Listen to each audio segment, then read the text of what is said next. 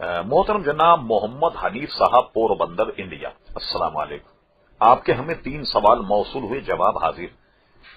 آپ نے پوچھا کہ قصر نماز کتنے کلومیٹر کے بعد پڑھی جائے گی اور اس کا طریقہ کیا ہوگا۔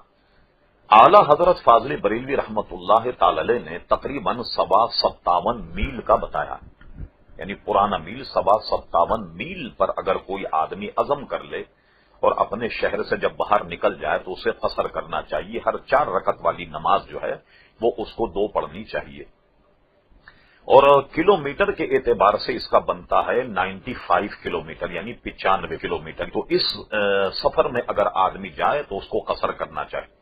پھر آپ نے پوچھا کہ جماعت میں 1 رکعت کے بعد ہم شامل ہوں، اس صورت میں بقیہ نماز امام کے ساتھ ادا ہوگی۔ جب امام سلام پھیرے اس وقت غلطی سے ہم نے بھی ایک طرف سلام پھیرا اور فوراً ہی پہلی رکعت کو پورا کرنے کے لیے کھڑے ہو گئے تو کیا سجدہ سہو کرنا ہوگا؟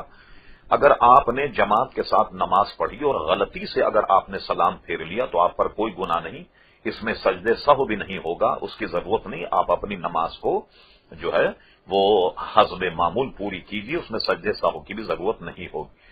تیسرا آپ یہ پوچھا کہ وتر نماز میں دعائے قنوت بھولنے پر کیا سجدہ سہو سے نماز ہو جائے گی؟ جی ہاں، دعائے قنوت پڑھنا اصل میں ہمارے یہاں حنفیوں کے یہاں واجب ہے۔